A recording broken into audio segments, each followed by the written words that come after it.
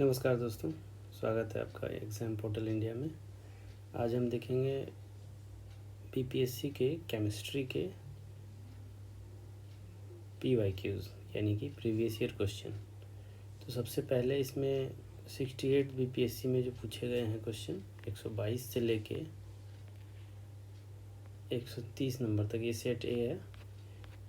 ये रहेगा 68 बीपीएससी में पूछे गए क्वेश्चन, और उसके बाद हम उसके पीछे के साल के देखेंगे। तो आइए शुरू करते हैं।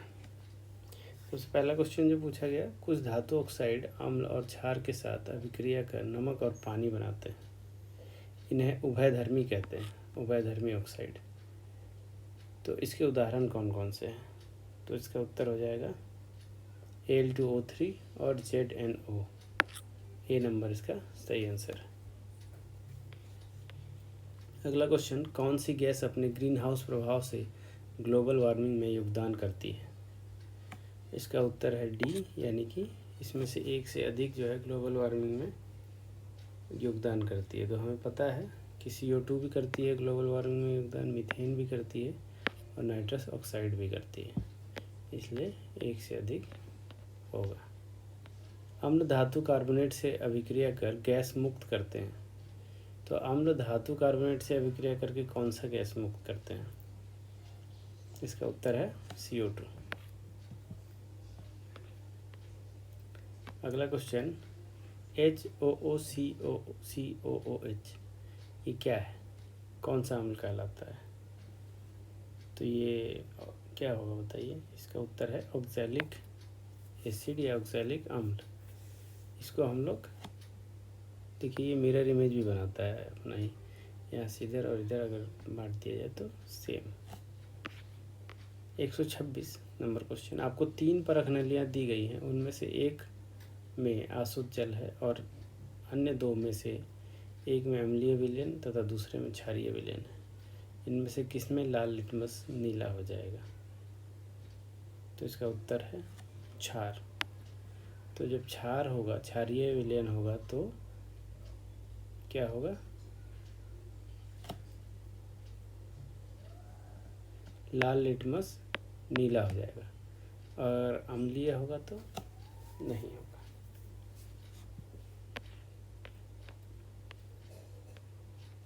अगला क्वेश्चन है,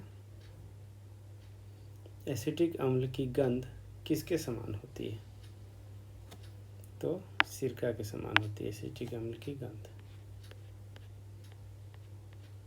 नेक्स्ट क्वेश्चन, शुष्क HCl गैस शुष्क लिटमस पत्र का रंग क्यों नहीं बदलती?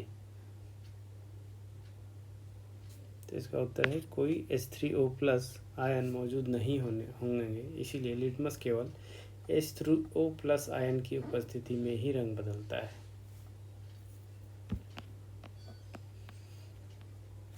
विषम का पता लगाइए। इसमें से विषम का पता लगाइए। सीमेंट की सेटिंग, कोयले का जलना, फल का पकना, उपयुक्त में से एक से अधिक है, उनमें से कोई नहीं। या विषम मतलब कि इसमें ओड मैन आउट करना है, मतलब जो सबसे अलग है। तो सीमेंट की सेटिंग क्या है? केमिकल प्रोसेस है, रिवर्स नहीं किया जा सकता है। कोयले का जलना भी केमिकल प्रोसेस है, इसे भी रिवर्स नहीं किया जा सकता है नॉर्मल प्रोसीजर के द्वारा। फल का पकना भी एक केमिकल प्रोसेस है, इसे भी रिवर्स नहीं किया जा सकता। तो इसमें से ऑड मैन कोई नहीं है, सब केमिकल रिएक्शन ही है, कोई भी फिजिकल रिएक्शन नहीं है। तो इसीलिए इसका उत्तर हो जाएगा ई, उपयुक्त में से कोई भी नहीं। अगर हीरे और ग्रेफाइट के बारे में निम्नलिखित में से कौन सा कथन सत्य है? तो हीरे और ग्रेफाइट के बारे में कौन सा कथन सत्य है? क्या उनके पास समान क्रिस्टल संरचना होती है? नहीं, उनकी क्रिस्टल संरचना अलग होती है। उनके पास समान डिग्री की कठोरता होती है? नहीं, हम जानते हैं ग्रेफाइट काफ़ी सॉफ्ट होता है, पेंसिल की नोक बनाई जाती है उससे, और हीरा सबसे कठोर होता है, तो ये भी गलत। उसकी विद्युत चालकता समान होती है? नहीं, ग्रेफाइट चालक होता है जबकि हीरा कुचालक। तो इनमें से कोई भी कथन सत्य नहीं है। तो ये हो गया 68 बीपीएससी का। अब आगे इससे पहले पूछे गए प्रश्नों को हम देखते हैं।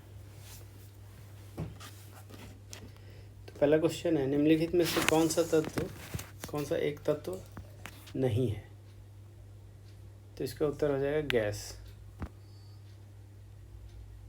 आवर्त सारणी में तत्वों की 3 प्रमुख भागों धातु, अधातु तथा उपधातु दी गई है, जिसमें कि hydrogen, boron, carbon, nitrogen, oxygen, fluorine, phosphorus, sulphur, chlorine, selenium, bromine, iodine तथा अन्य सभी अक्रिय गैसों को अधातु की श्रेणी में रखा गया है।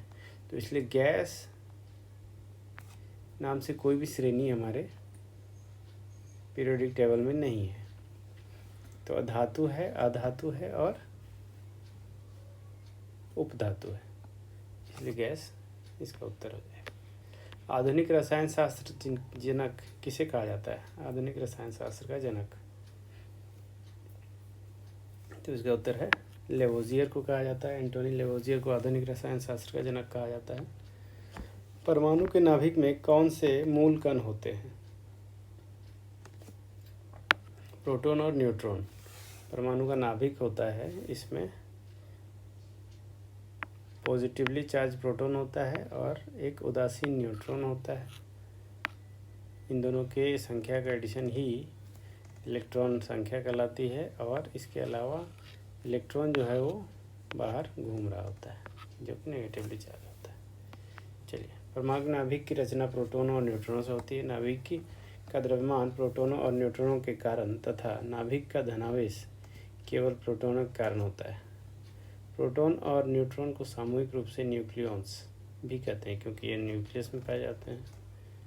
ठीक है, अगला क्वेश्चन, किस नियम के अनुसार समान ताप और दाब पर सभी गैसों के निश्चित आयतन में अणुओं की संख्या समान होती है? एवोगाड्रो का नियम। एवोगाड्रो जो कहें, तो ये होगा इसका उत्तर। इसी नियम के अनुसार समान ताप और दाब पर सभी गैसों के निश्चित आयतन में अणुओं की संख्या समान रहती है। अगला क्वेश्चन,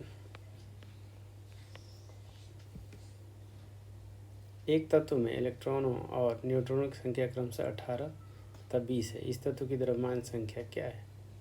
तो द्रव्यमान में क्या करेंगे हम? इलेक्ट्रॉन और न्यूट्रॉन की संख्या, यानी हम प्रोटॉन प्लस न्यूट्रॉन ही होता है किसी भी तत्व का मास। तो प्रोटॉन की संख्या उतनी ही होती है जितनी इलेक्ट्रॉन होती है। तो इसलिए हम इसमें क्या करेंगे? 18 प्लस 20 कितना होगा?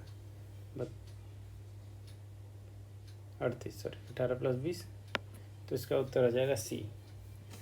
किसी तत्व के परमाणु के नाभिक में उपस्थित प्रोटॉनों और न्यूट्रॉनों की संख्या का योग उस परमाणु की द्रव्यमान संख्या कहलाती है। उल्लेखनीय है कि परमाणु में इलेक्ट्रॉनों की संख्या प्रोटॉनों की संख्या के बराबर होती है, वही जो मैंने अभी बताया आपको।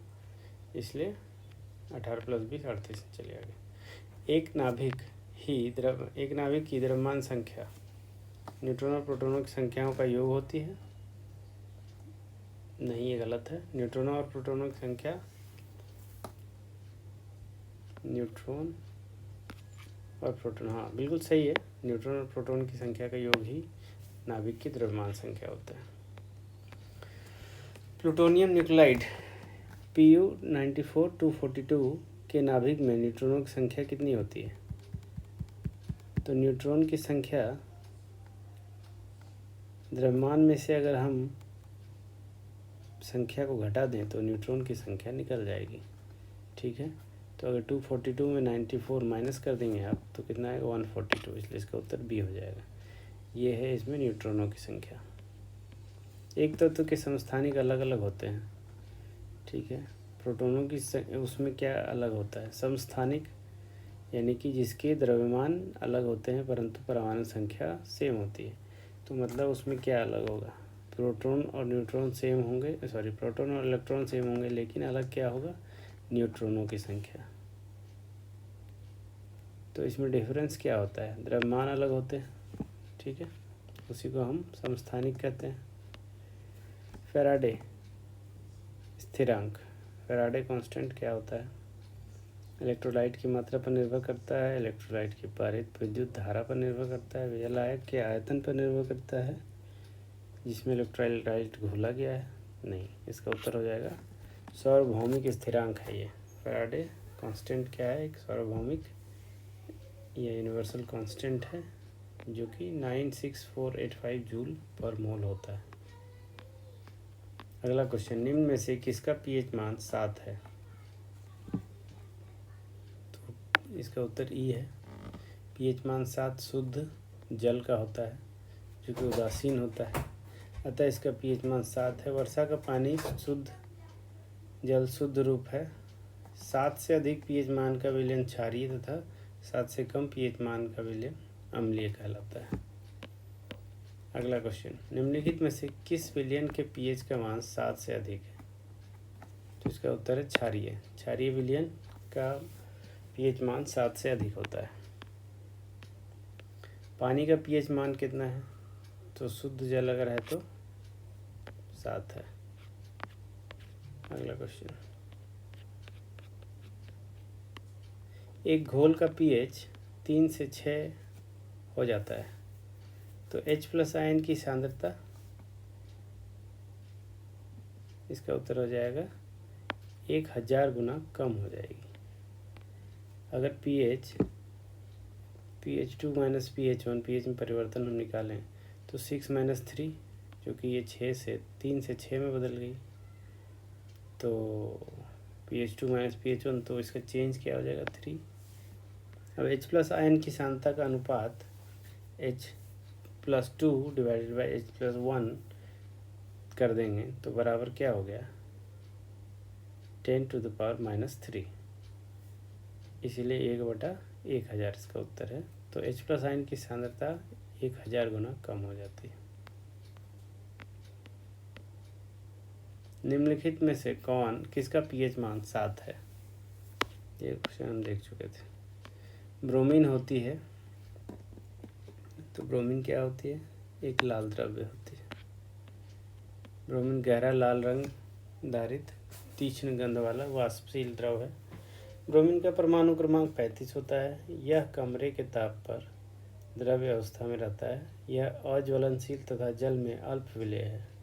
ब्रोमीन वर्ग 17 का सदस्य है, जैसे हैलोजन वर्ग के नाम से भी जिसे जानते हैं। अगला क्वेश्चन है, वेल्डिंग में प्रयोग होने वाली गैसें ऑक्सीजन तथा हाइड्रोजन, ऑक्सीजन तथा नाइट्रोजन, या फिर ऑक्सीजन तथा एसिटिलीन है। तो वेल्डिंग में ऑक्सीजन तथा एसिटिलीन का उपयोग किया जाता है। गैस वेल्डिंग एक प्रक्रिया है जिसमें एसिटिलीन और ऑक्सीजन अभिक्रिया द्वारा ताप के माध्यम से धातुओं को पिघलाकर जोड़ने अथवा ठीक करने का काम किया जाता है। ऑक्सी एसिटिलीन वेल्डिंग सबसे अधिक प्रचलित है। गैल्वनाइज्ड लोहे का पाइप पर परत होती है, जस्ते की, पारे की, लेड की, क्रोमियम की। तो इसका उत्तर होगा जस्ते की। लोहे एवं इस्पात को जंग से सुरक्षित रखने के लिए उस पर जस्ते की पतली परत चढ़ा दी जाती है। इसे गैल्वनाइजेशन कहते हैं। कपड़े साफ करने में प्रयोग होने वाले डिटर्जेंट हैं सल्फोनेट। वह तत्व जो मानव पसीने के माध्यम से उत्सर्जित होता है। इनमें से कोई भी नहीं या एक से अधिक, इसका उत्तर हो जाएगा। तो पसीने मुख्य रूप से पानी से निर्मित होता है, परंतु इसमें खनिज अम्ल, यूरिया भी मौजूद होते हैं। पसीने में मुख्य रूप से sodium, potassium, calcium, magnesium, zinc, iron तत्व पाए जाते हैं। नीला थोथा रासायनिक रूप से है। नीला थोथा किसको कहते हैं? कॉपर सल्फेट को नीला थोथा कहते हैं। नीला थोथा या ब्लू विट्रियोल का रासायनिक नाम कॉपर सल्फेट है। इसका सूत्र CuSO4 5H2O होता है। यह लवण निर्जलीकृत अवस्था में रंगहीन होता है, परंतु हाइड्रोजनेटेड लवण नीले रंग का होता है। नीला थोथा जल में आसानी से घुल जाता है, परंतु अल्कोहल में आसानी से नहीं घुलता है, अघुलनशील होता है अल्कोहल में। निम्नलिखित में से सबसे भारी धातु है? तो प्लेटिनम सबसे भारी धातु है।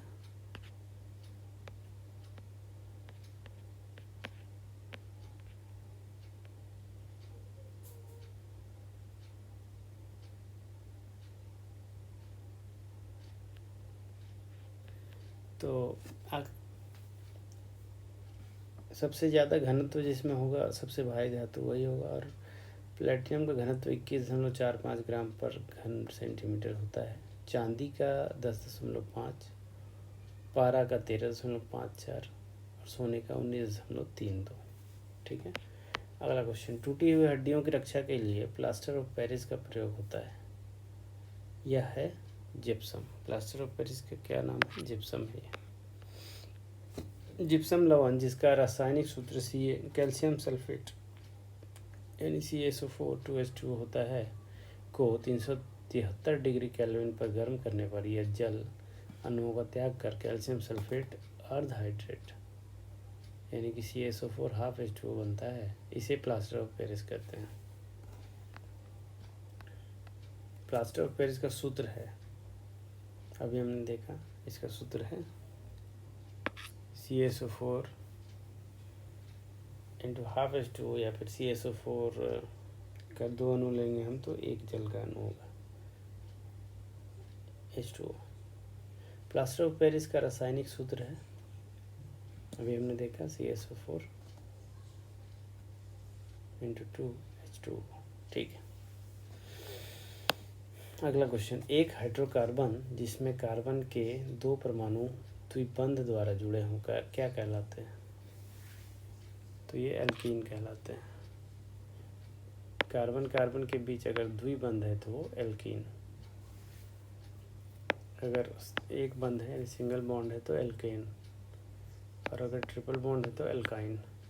ठीक है, ये याद कर लीजिएगा। केवल कार्बन तथा हाइड्रोजन युक्त यौगिक हाइड्रोकार्बन कहलाते हैं, और कार्बन कार्बन द्विआबंध वाले असंतृप्त श्रृंखला को एल्कीन कहते हैं। एल्केन कार्बन कार्बन एकल आबंध युक्त संतृप्त वितरित श्रृंखला वाले हाइड्रोकार्बन है। एल्काइन त्रिआबंध वाले असंतृप्त हाइड्रोकार्बन है। परमाणुओं के मध्य इलेक्ट्रॉनों की स्थानांतरण से जो बंधन बनते हैं उन्हें विद्युत संयोजक बंधन या आयनिक बंधन कहते हैं। अगला क्वेश्चन देखते हैं, सिरके का रासायनिक नाम है, तो सिरके का रासायनिक नाम क्या है? एसिटिक अम्ल। निम्नलिखित में से कौन सा अम्ल सिरके में उपस्थित होता है? अभी हमने देखा एसिटिक अम्ल। कार की बैटरी में प्रयोग होने वाला अम्ल है सल्फ्यूरिक एसिड होता है, कार के सल्फ्यूरिक अम्ल बैटरी में। ठीक है। सोडा वाटर की बोतल खोलने पर निकलने वाली गैस है कार्बन डाइऑक्साइड।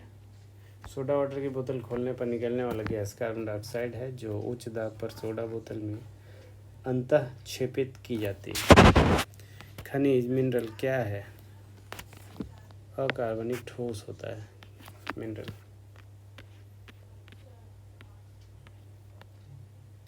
भूगर्भ शास्त्रियों के अनुसार खनिज या मिनरल प्राकृतिक रूप में पाए जाने वाला अकार्बनिक ठोस है जिसकी संरचना रवाकृत होती है। वर्ष 1945 में नागासाकी जापान में गिराए गए बम में कौन सा विस्फोटक प्रयुक्त किया गया था? तो वो था प्लूटोनियम। 9 अगस्त 1945 को फैटमैन नामक बम नागासाकी जापान में गिराया गया था। इसे प्लूटोनियम का प्रयोग कर विस्फोट के रूप में किया गया था। वहीं दूसरी ओर हिरोशिमा पर गिराए गए बम लिटिल बॉय में विस्फोटक के रूप में यूरेनियम का प्रयोग किया गया था। एक ही प्रकार का परमाणु निम्न में से किस में मिलता है? प्राकृतिक तत्व में एक ही प्रकार का परमाणु मिलता है। सबसे अधिक क्रियाशील धातु कौन सी है? पोटेशियम। दिए गए विकल्पों में सर्वाधिक क्रियाशील धातु पोटेशियम है। क्रियाशीलता के आधार पर दी गई धातुओं का क्रम निम्नवत है: पोटेशियम, सोडियम, कैल्शियम और आयरन। निम्न में से किसे श्वेत धातु भी कहते हैं? इसका उत्तर ई है। मूल रूप से श्वेत धातु लेड और लिथियम तथा अन्य धातुओं जैसे कि कैडमियम, बिस्मिथ, जस्ते की मिश्र धातु एलॉय होती है। इन सबको श्वेत धातु कहते हैं, इसलिए इसमें एक से ज़्यादा इसका उत्तर होगा।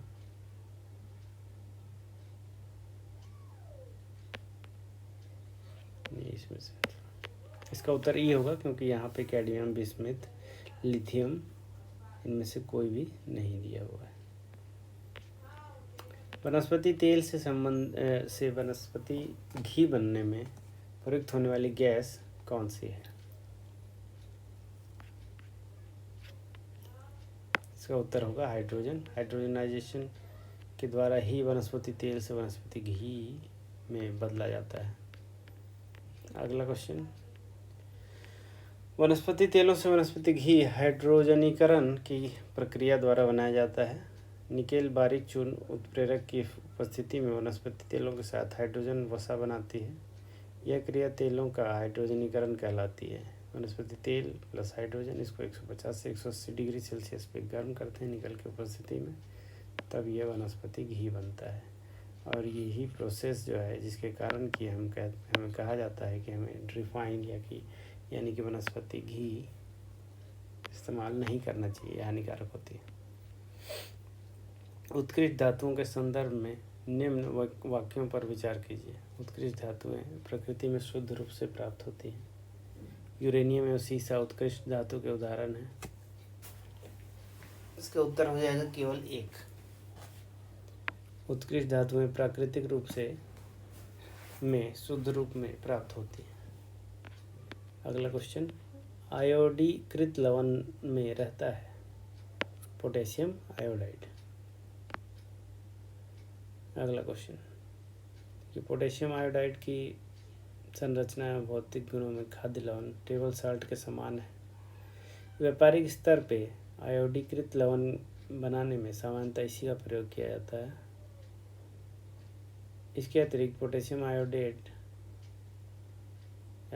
सोडियम आयोडेट या आयोडाइड एवं सोडियम आयोडाइड का भी प्रयोग आयोडीकृत लवण बनाने में किया जाता है।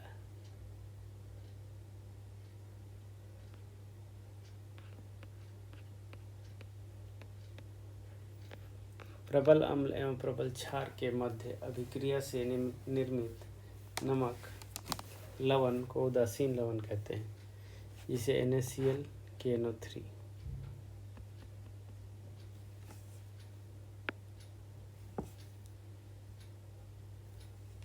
अगला क्वेश्चन, सभी जैव यौगिक का अनिवार्य मूल तत्व है कार्बन। सभी जैव यौगिक का अनिवार्य तत्व कार्बन है। संसार के सभी जैव पदार्थ कार्बनिक यौगिकों से बनते हैं, अतः कार्बनिक यौगिकों में कार्बन अनिवार्यतः पाया जाता है। ऑक्सीजन की अनुपस्थिति होती है किसमें? केरोसिन में। प्रश्नगत विकल्पों में केरोसिन में ऑक्सीजन अनुपस्थित होती है। रासायनिक रूप से केरोसिन मिट्टी का तेल हाइड्रोकार्बन का एक मिश्रण है। ज्ञातव्य है कि हाइड्रोकार्बन केवल कार्बन तथा हाइड्रोजन का ही यौगिक होता है। सिगरेट लाइटर में निम्नलिखित में से कौन सी गैस प्रयुक्त होती है? तो सिगरेट लाइटर में ब्यूटेन प्रयुक्त होती है। ब्यूटेन एक ज्वलनशील हाइड्रोकार्बन है जिसका आणविक सूत्र C4H10 होता है। इसका उपयोग सिगरेट लाइटरों में किया जाता है। निम्नलिखित में से कौन सा तरलीकृत पेट्रोलियम गैस का प्रमुख घटक है? Methane, ethane, propane, butane. तो उपयुक्त में से कोई नहीं। तरलीकृत पेट्रोलियम गैस का एक मुख्य घटक क्या होता है? ब्यूटेन होता है, लगभग 65%, और प्रोपेन लगभग 35%। यानी कि यहाँ पे ब्यूटेन और प्रोपेन दोनों ही इसके घटक हैं। इसमें अन्य हाइड्रोकार्बन भी जैसे कि इथेन अल्प मात्रा में हो सकते हैं। अगला क्वेश्चन, प्राकृतिक रबर किसका बहुलक है? तो इसका उत्तर हो जाएगा आइसोप्रीन। प्राकृतिक रबर जो होता है वो आइसोप्रीन का बहुलक है। बहुलीकरण वह अभिक्रिया है जिसमें एक ही प्रकार के एक से अधिक अणु आपस में जुड़कर कोई अधिक अनुभार वाला बड़ा अणु बनाते हैं। बहुलीकरण में भाग लेने वाले अणुओं को एकलक एवं उत्पाद को बहुलक पॉलीमर कहा जाता है। आइसोप्रीन का बहुलक प्राकृतिक रबर है। आइसोप्रीन एक कार्बनिक पदार्थ है जिसका सूत्र CH2 double bond CH3 double bond CH2 है। अगला क्वेश्चन, टेफ्लॉन निम्नलिखित में से किस एकलक का बहुलक है? तो इसका उत्तर है टेट्राफ्लोरोएथिलीन।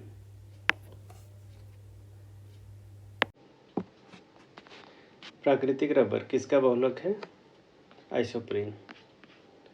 बहुलीकरण वह अभिक्रिया है जिसमें एक ही प्रकार के एक से अधिक अणु आपस में जुड़कर कोई अधिक अणुभार वाला बड़ा अणु बनाते हैं। बहुलीकरण में भाग लेने वाले अणुओं को एकलक एवं उत्पाद को बहुलक कहते हैं। आइसोप्रीन का बहुलक प्राकृतिक रबर है। आइसोप्रीन एक कार्बनिक पदार्थ है जिसका सूत्र CH2 double bond CH3 CH double bond CH2 होता है। अगला क्वेश्चन, टेफ्लॉन निम्नलिखित में से किस एकलक का बहुलक है? तो इसका उत्तर है टेट्राफ्लोरोएथिलीन। टेफ्लॉन टेट्राफ्लोरोएथिलीन का बहुलक है। पॉलीटेट्राफ्लोरोएथिलीन PTFE को आमतौर पर टेफ्लॉन के नाम से जाना जाता है। PTFE एक ठोस फ्लोरोकार्बन है। इसका घनत्व 2.2 ग्राम पर सेंटीमीटर क्यूब होता है तथा इसका गलनांक 327 डिग्री होता है। और इसका विशेषता किन चीज़ों में प्रयोग होता है? तो ये नॉन स्टिक बर्तन जो बनाए जाते हैं उसमें ये न चिपकने वाली सतह के रूप में इसका उपयोग होता है। ठीक है, तो टेफ्लॉन का एकलक क्या हो गया? टेट्राफ्लोरोएथिलीन। अगला क्वेश्चन, बेकेलाइट निम्नलिखित में से संघनन से बनता है। बेकेलाइट फिनॉल तथा फॉर्मल्डिहाइड के संघनन से बनता है। और बेकेलाइट का उपयोग क्या होता है? तो बेकेलाइट का उपयोग, ये एक आरंभिक प्लास्टिक है। इसका रासायनिक नाम पॉलीऑक्सी बेंजाइल एथामीन मेथिलीन ग्लाइकोलेन हाइड्रोजन हाइड्राइड होता है। ठीक है, यह थर्मोसेटिंग फिनॉल फॉर्मल्डिहाइड रेजिन होता है जो फिनॉल और फॉर्मल्डिहाइड से संघनन प्रक्रिया कंडेंसेशन रिएक्शन के फलस्वरूप बनता है। इसकी खोज 1907 से 1909 के मध्य बेल्जियम के रसायनज्ञ यानी कि केमिस्ट बेकेलैंड लियो बेकेलैंड ने की थी, इसलिए इसका नाम बेकेलाइट कहलाता है। ट्राइग्लिसराइड क्या है? तो ट्राइग्लिसराइड वसा है। ट्राइग्लिसराइड शरीर में पाए जाने वाले वसा यानी फैट का एक प्रकार है। हमारा शरीर भोजन से प्राप्त अप्रयुक्त ऊर्जा को ट्राइग्लिसराइड में परिवर्तित कर देता है।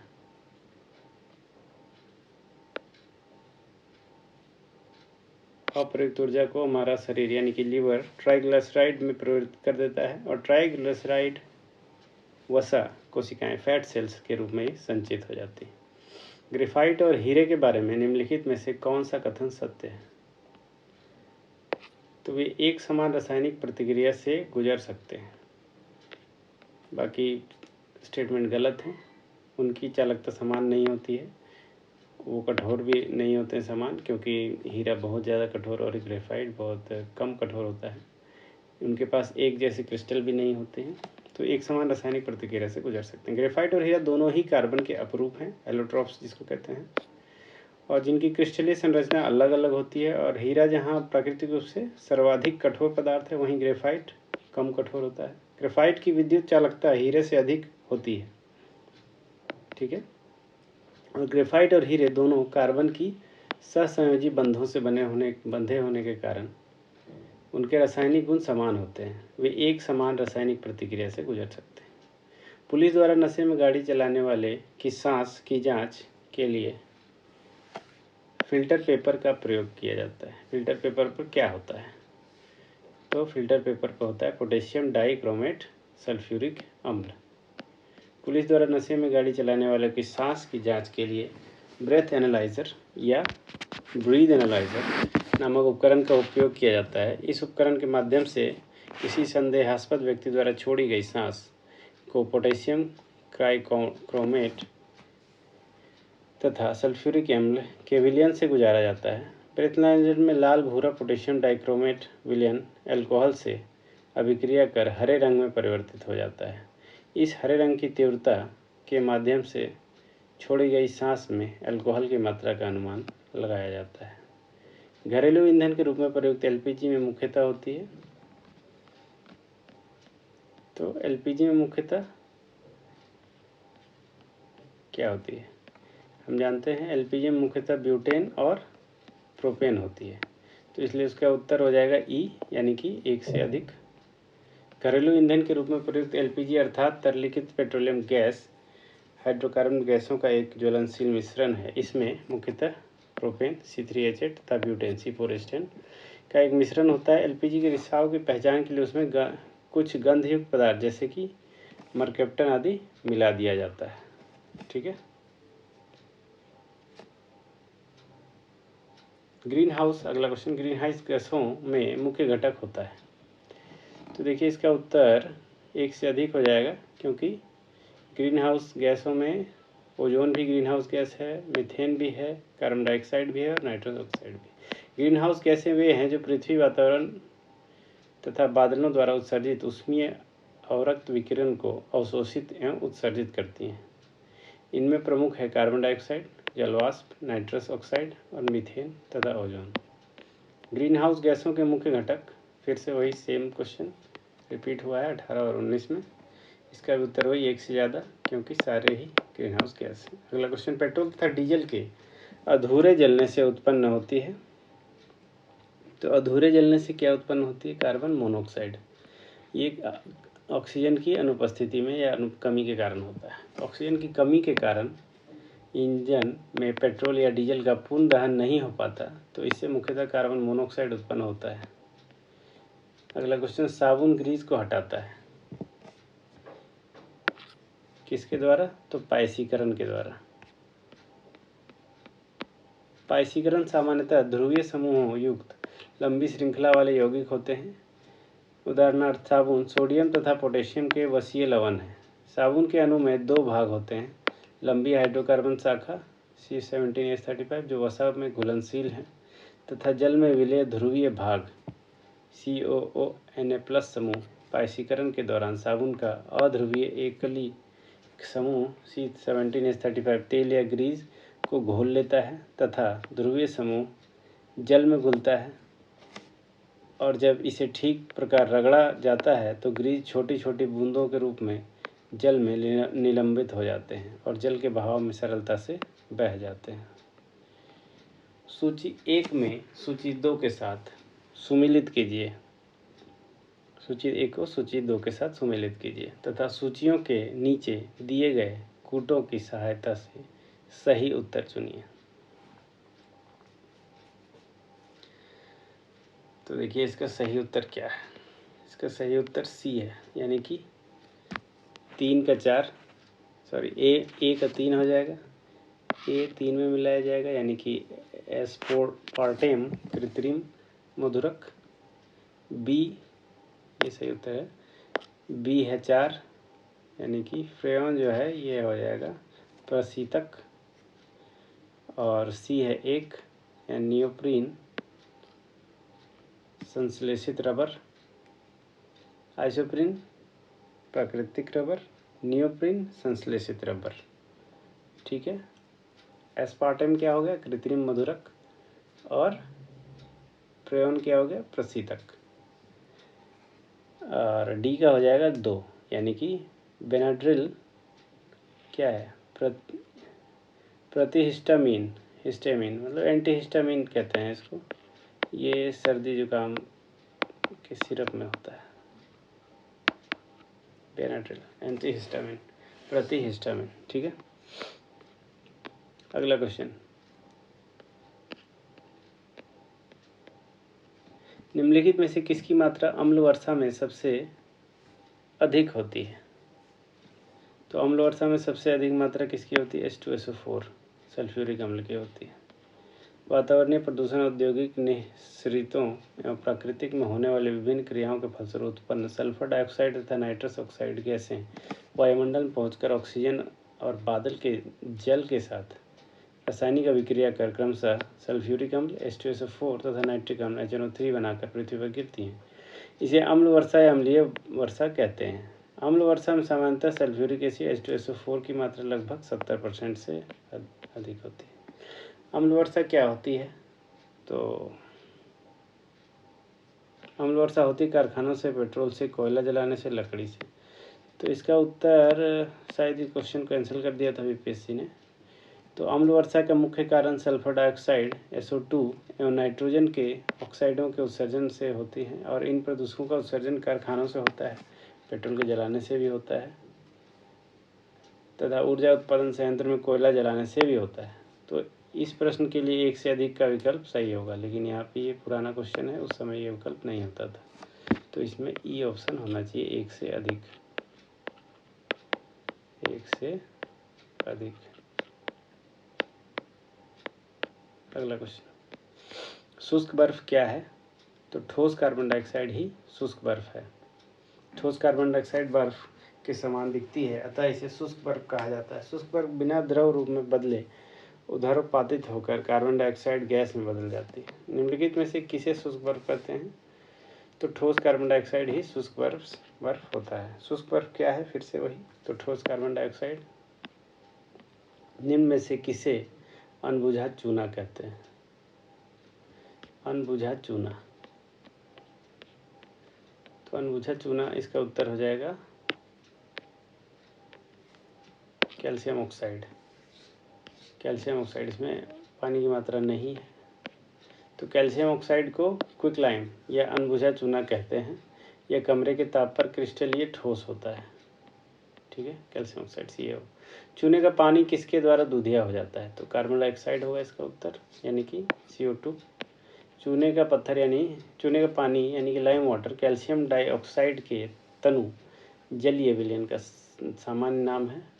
जब कार्बन डाइऑक्साइड गैस को चूने के पानी में से प्रवाहित करते हैं तो चूने का पानी दूधिया हो जाता है। CaOH का O2 प्लस CO2 मिलकर बनाते हैं कैल्शियम कार्बोनेट प्लस H2O, और ये दूधिया मिश्रण। निम्नलिखित में से कौन सा सीमेंट का मुख्य घटक है? तो सीमेंट का मुख्य घटक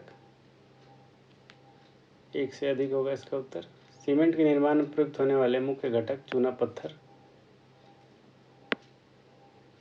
यानी लाइमस्टोन तथा सिलिका मिट्टी SiO2 दोनों ही हैं। और चूना पत्थर और सिलिका मिट्टी को एक साथ गर्म करने पर उनकी अभिक्रिया के फलस्वरूप सीमेंट क्लिंकर का निर्माण होता है। इस क्लिंकर में 2 से 3% जिप्सम CaSO4.2H2O को मिश्रित करके सीमेंट का निर्माण होता है। तो मतलब इसमें ये तीनों ही मिलाए जाते हैं, इसलिए इसका उत्तर एक से अधिक हो जाएगा।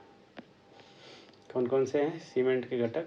चूना पत्थर, सिलिका मिट्टी और जिप्सम। एक कार बैटरी में प्रयुक्त विद्युत अपघट्य होता है। कार बैटरी में विद्युत अपघट्य सल्फ्यूरिक अम्ल होता है। अगला क्वेश्चन, निम्नलिखित में से किसमें कार्बन नहीं है? तो उपरोक्त में जो भी ये हीरा, इसमें कार्बन होता है, ये कार्बन का ही अपर रूप है। एलोट्रॉप, ग्रेफाइट भी, और कोयला तो कार्बन का ही होता है। तो तीनों में कार्बन होता है, तीनों ही कार्बन के अपरूप हैं, अपरूप। निम्नलिखित में से सबसे सख्त कौन है? तो हीरा सबसे सख्त होता है। हीरा सबसे कठोर प्राकृतिक पदार्थ है। हीरे में प्रत्येक कार्बन परमाणु अन्य कार्बन परमाणुओं से प्रबल बलों द्वारा जुड़ा रहता है। इसके फलस्वरूप त्रिविमीय दृढ़ संरचना प्राप्त होती है। इसकी कठोरता के कारण इसका उपयोग कांच को काटने एवं कठोर पत्थर में छिद्र करने अथवा औजार को बनाने में किया जाता है। निम्न पदार्थों में से कौन सा पदार्थ खाने की वस्तुओं में के परीक्षण में प्रयोग होता है? तो सोडियम बेंजोएट। सोडियम बेंजोएट का प्रयोग खाने के परीक्षण के लिए किया जाता है।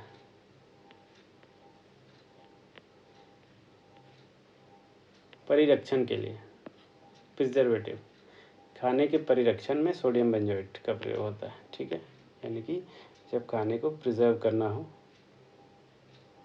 पैक्ड फूड बनाना हो तो। पारद धातु मिश्रण है, पारद धातु मिश्र धातु है। पारद धातु मिश्रण पारदयुक्त मिश्र धातु है। खाना बनाने में प्रयोग किए जाने वाले मुख्य गैस मुख्यतः हैं, तो मीथेन है मुख्यतः, बायोगैस में मीथेन पाया जाता है, सीएनजी में एलएनजी, लिक्विड नेचुरल गैस जो होता है पाइप्ड नेचुरल गैस, पीएनजी घरों में सप्लाई होता है, इसमें भी मुख्यतः मीथेन होता है। मीथेन गैस का उपयोग होता है, इसे गोबर, कूड़ा कचरा आदि से भी प्राप्त किया जा सकता है बायोगैस के रूप में। बायोगैस का निम्न में से कौन सा अवयव प्रमुख है? तो बायोगैस में मीथेन होता है प्रमुखता। ऑक्सीजन की अनुपस्थिति में किसी कार्बनिक पदार्थ को जैविक विखंडन से उत्पन्न गैस बायोगैस कहलाती है। बायोगैस के मुख्य संगठक मीथेन और कार्बन डाइऑक्साइड होते हैं। इसमें बहुत ही कम मात्रा में हाइड्रोजन सल्फाइड, नमी तथा सिलिकॉन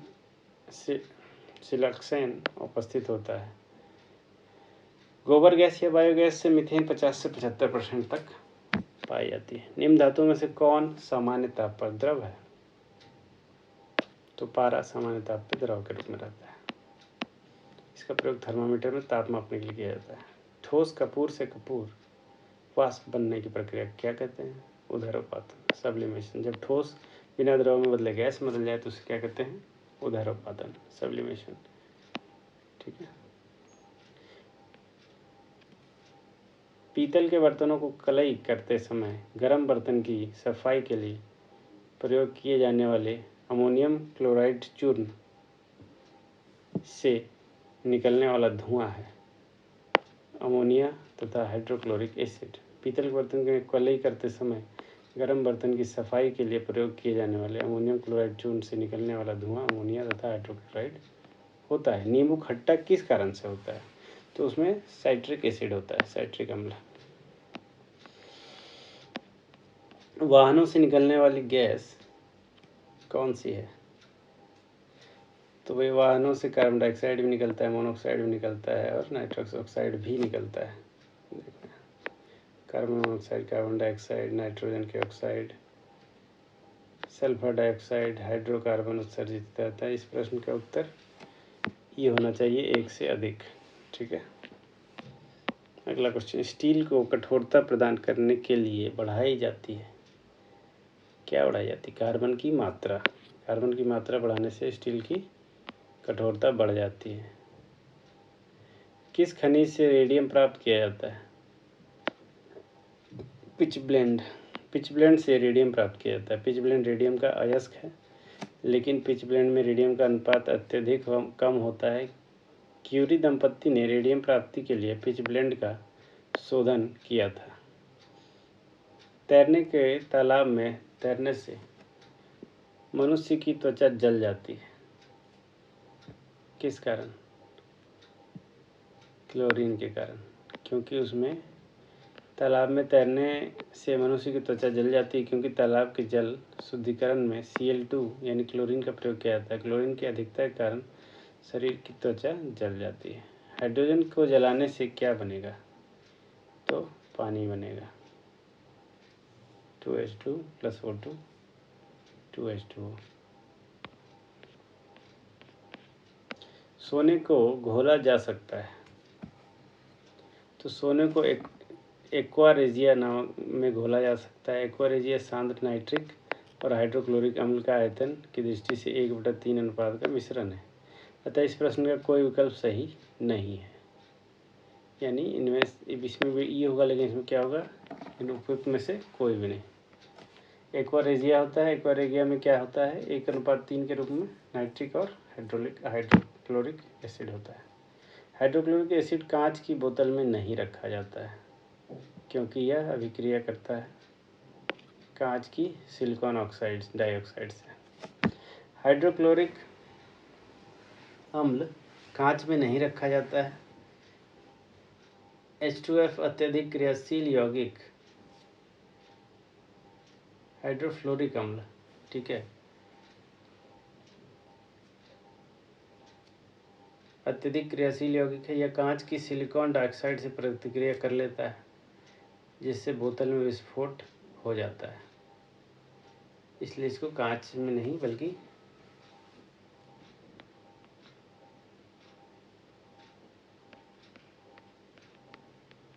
वायु में थोड़ी देर रखने पर किस धातु के ऊपर हरे रंग के बेसिक कार्बोनेट की परत जम जाती है?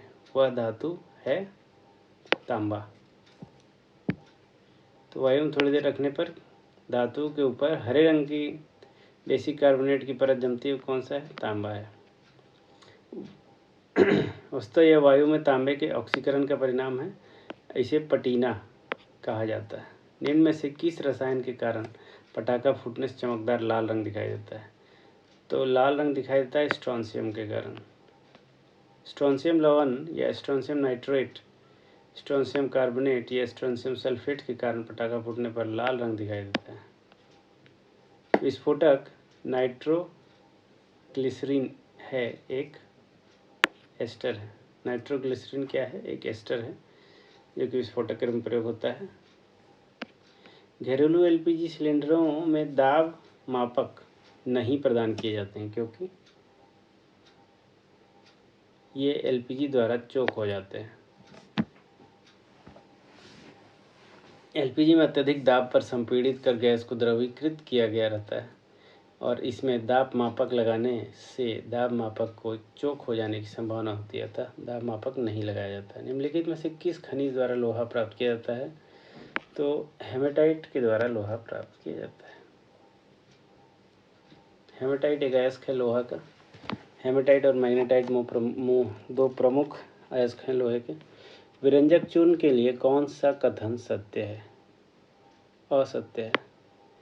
तो जल में अधिक विलय होता है विरंजक चूर्ण, ये असत्य है। एक्चुअली ये विलय होता है, ठीक है।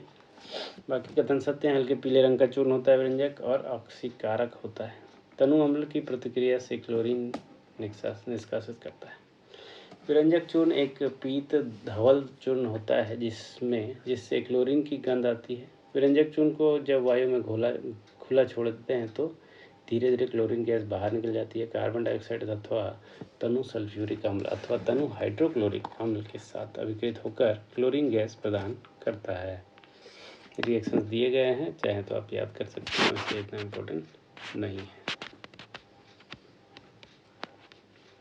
जिस धातु कर्म प्रतिक्रिया के अंतर्गत धातु मिश्रित अवस्था में पाई जाती है उसको कहते हैं प्रगलन, भर्जन, कैल्सीकरण, झाग प्लवन, ऊपर में से कोई नहीं। इसका उत्तर हो जाएगा प्रगलन। प्रगलन की क्रिया में अयस्क के अपचयन से उच्च ताप पर धातु प्राप्त की जाती है। इस प्रक्रिया में धातु संगलित, फ्यूज्ड या मिश्रित या शुद्ध अवस्था में प्राप्त होती है। जस्ते से एक आयतन भाग घनत्व 71 किलोग्राम पर मीटर क्यूब को दो आयतन भाग 8900 किलोमीटर पर मीटर क्यूब से मिलाने पर पीतल बनता है। पीतल का घनत्व कितना है? तो पीतल का घनत्व 83 किलोग्राम पर मीटर क्यूब होता है। यहाँ पे इसके समीकरण दिए गए। पीतल का 3 भाग बनता है, 1 भाग जस्ता और 2 भाग तांबा मिलाने से। निम्न में से कौन से पीतल के घटक हैं? तो अभी हमने देखा तांबा और जस्ता।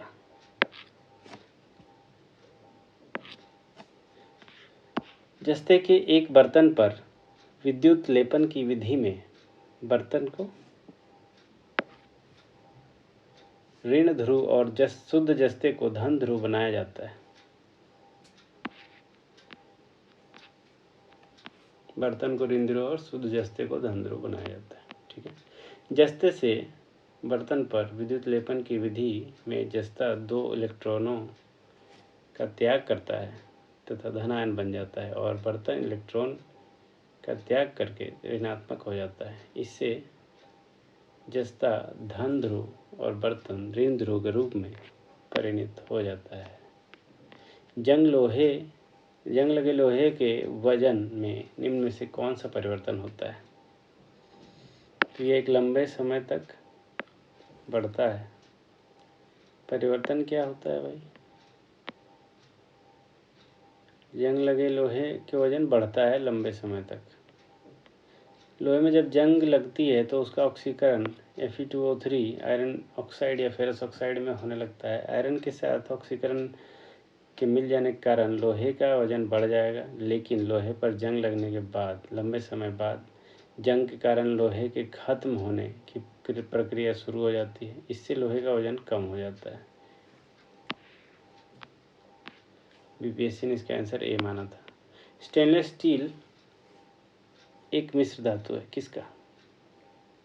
एक से अधिक होगा उसका उत्तर, क्योंकि स्टेनलेस स्टील 2-3 मिश्र धातु है। यह दो या दो से अधिक धातुओं के समांगी मिश्रण होता है स्टेनलेस स्टील, और इसे मिश्र धातु कहते हैं, जो कि गुणधर्मों को बेहतर बनाते हैं। लोहे के साथ कार्बन, निकेल और क्रोमियम को निश्चित अनुपात में मिलाने पर हमें स्टेनलेस स्टील प्राप्त होता है, जो कठोर तथा जंगरोधी होता है। स्टेनलेस स्टील एक मिश्र धातु है। फिर से वही सवाल, तो इसका भी उत्तर वही होगा, एक से अधिक। तो ये लोहा, कार्बन, निकेल, क्रोमियम तीनों को मिलाया जाता है। ठीक है, चारों। स्टेनलेस स्टील मिश्र धातु है अगेन, लोहा, कार्बन, निकेल, क्रोमियम। लोहा और क्रोमियम का यहाँ पे इसका उत्तर दिया गया है, तो इसमें कार्बन और निकेल भी होता है। ठीक है, ये पुराना सवाल है। निम्नलिखित में से किस में ऋणात्मक आवेश होता है?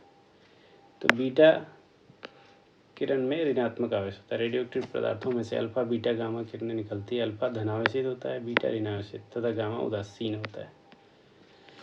निम्नलिखित में से कौन सा इलेक्ट्रॉनिक संरूपण धातु तत्वों के लिए होता है? तो इलेक्ट्रॉनिक संरूपण तत्वों के लिए 2882 होता है। क्षारीय मृदा धातु है। CO समूह का आबंध क्रम होता है 3 होता है। CO समूह का आबंध क्रम बॉन्ड ऑर्डर 3 होता है। जिस तत्व के परमाणु में 2 प्रोटॉन, 2 न्यूट्रॉन और 2 इलेक्ट्रॉन हो, उस तत्व की द्रव्यमान कितनी होगी? तो क्या होगी? 4 हो जाएगी, 2 + 2 प्रोटॉन और न्यूट्रॉन। सल्फर हेक्साफ्लोराइड अणु का एक आकार कौन सा है? अष्टफलकीय आकार होता है सल्फर हेक्साफ्लोराइड, अष्टफलकीय। एक तत्व X की बाह्यतम कक्षा में 4 इलेक्ट्रॉन है। हाइड्रोजन के साथ इसके यौगिक का कौन सा सूत्र होगा? तो XH4। बेंजीन में सिग्मा और पाई बंध की संख्या होती है, तो 12 और 3 होती है सिग्मा और पाई बंध की संख्या। निम्न कथनों पर विचार कीजिए। शुद्ध जल में नमक को घोलने से जल का क्वथनांक बढ़ जाता है और जल का हिमांक घट जाता है। जल में जब मिथाइल अल्कोहल डालते हैं तो जल का क्वथनांक घट जाता है। इसका उत्तर है डी, यानी कि दोनों ही सही है। ठीक है, अगला क्वेश्चन।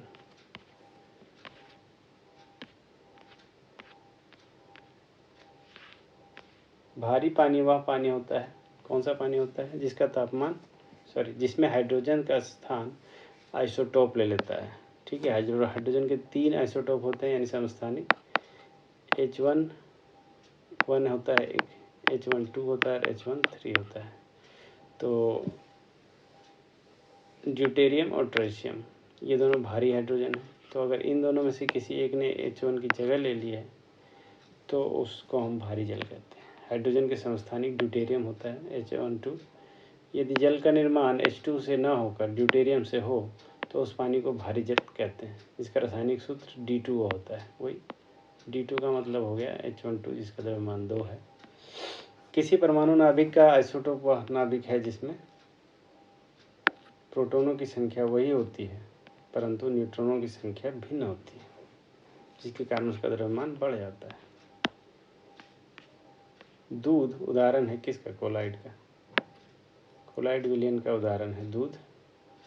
उत्तर में सी भी दिया है, यानी ये इमल्सन भी है। कोलाइड एवं विषमांगी मिश्रण, इसमें मिश्रण के कण बहुत सूक्ष्म होते हैं और कोलाइड कई रूप में या प्रकार के होते हैं, जैसे कि एरोजोल, इमल्सन, जेल आदि।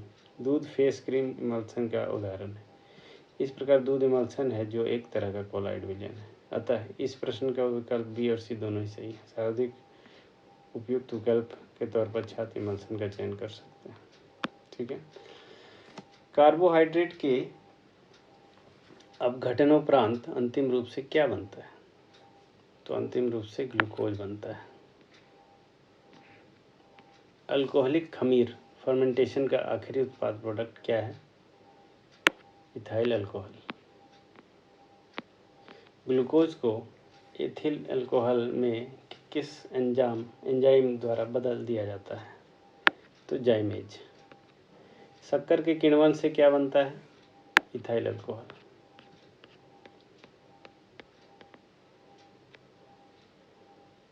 ग्लूकोज का क्या सूत्र है? C6H12O6। यूरिया में उपस्थित होने वाले तत्व हैं? तो यूरिया में कार्बन, नाइट्रोजन, नाइट्रोजन और ऑक्सीजन, CONH2 का होल 2। लगभग 46.67% नाइट्रोजन होता है यूरिया में। अपमार्जक डिटर्जेंट क्या है? तो शोधन अभिकर्ता है। सफाई के लिए प्रयुक्त होने वाले पदार्थ साबुन अपमार्जक कहलाते हैं। अपमार्जक की श्रेणी में आता है साबुन। ठीक है। निम्न में से कौन सा पदार्थ साबुन बनाने में प्रयुक्त होता है? तो वनस्पति तेल। जब किसी तेल अथवा वसा को सोडियम हाइड्रोक्साइड विलयन के साथ विवेचित करते हैं तो तेल अथवा वसा संगत एसिड सोडियम लवण एवं ग्लिसरॉल में परिवर्तित हो जाता है। इस अभिक्रिया को साबुनीकरण कहते हैं। पीतल में कौन कौन सी धातुएं हैं? तो तांबा और जस्ता। तीसरे और चौथे समूह के ऑक्साइड का सामान्य गुणधर्म क्या है? बेसिक और एसिडिक, एम्फोटेरिक। रेडियोधर्मी पदार्थ उत्सर्जित करते हैं। तो रेडियोधर्मी पदार्थ इनमें से सभी अल्फा, गामा, बीटा सब करते हैं। अल्फा धनात्मक होता है, बीटा ऋणात्मक होता है और ये उदासीन होता है। हवा में जिस गैस की मात्रा सबसे अधिक होती है वह क्या है? नाइट्रोजन 78.09%। और सबसे नाइट्रोजन के बाद ऑक्सीजन, उसके बाद कार्बन डाइऑक्साइड या आर्गन। ये आप देख के आंसर मुझे कमेंट बॉक्स में लिख के बताइएगा। ये एनसीईआरटी में मेंशन है, जिस ऑर्डर में है वो आप एक बार देख के लिखिए कमेंट में। ठीक है। अगला क्वेश्चन, वायु एक मिश्रण है। तो देखिए यहाँ पे आंसर है, 3rd नंबर पर ऑर्गन आता है, आंसर मिल भी गया। 78.09% नाइट्रोजन, ऑक्सीजन 20.95%, ऑर्गन 0.93% और कार्बन डाइऑक्साइड 0.036%। चौथे नंबर पर आता है CO2। मच्छर भगाने वाली दवाओं में सक्रिय रसायन है कौन सा? एलिथ्रिन। एलिथ्रिन नामक यौगिक मच्छर भगाने वाली दवाओं में सक्रिय रसायन है। जल की स्थायी कठोरता का कारण क्या है?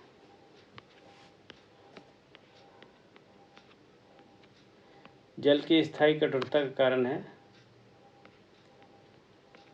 कैल्शियम तथा मैग्नीशियम के क्लोराइड और सल्फेट। कैल्शियम तथा मैग्नीशियम के क्लोराइड और सल्फेट जल की स्थायी कठोरता का कारण होते हैं। कठोर पानी वह है जो अपमार्जक साबुन लगाने पर झाग सहजता उत्पन्न नहीं होने देता। इसका मुख्य कारण कैल्शियम तथा मैग्नीशियम क्लोराइड और सल्फेट होते हैं। हास्य गैस क्या है? तो नाइट्रस ऑक्साइड ही हास्य गैस है। इसे सूंघने पर हंसी आती है और डॉक्टर इसका प्रयोग एनेस्थीसिया के रूप में भी करते हैं। निम्नलिखित में से किसे हंसने वाली गैस कहते हैं? Nitrous oxide. सूची 1 और 2 को मिलाना है, तो मैं जल्दी जल्दी आंसर बता देता हूँ। त्वचा कैंसर पराबैंगनी प्रकाश से होता है। ध्वनि प्रदूषण डेसिबल, वैश्विक तापमान कार्बन डाइऑक्साइड के कारण बढ़ रहा है और ओजोन क्षेत्र क्लोरोफ्लोरोकार्बन से नुकसान हो रहा है। त्वचा कैंसर पराबैंगनी, वैश्विक तापमान कार्बन डाइऑक्साइड और ध्वनि प्रदूषण डेसिबल। चलो अगला क्वेश्चन। तो ये थे दोस्तों 68वीं बीपीएससी तक के पूछे गए सभी सवाल केमिस्ट्री के, यानी रसायन शास्त्र के। उम्मीद है आपको ये वीडियो पसंद आया होगा। अपने दोस्तों में शेयर करें और आप इसे बार बार देखें, अभ्यास करें। एग्ज़ाम अब ज़्यादा दूर नहीं है। आप सबों को ऑल द बेस्ट। ऐसे और भी वीडियो मैं लाता रहूँ भविष्य में, इसके लिए सपोर्ट करें, लाइक करें, सब्सक्राइब करें। धन्यवाद।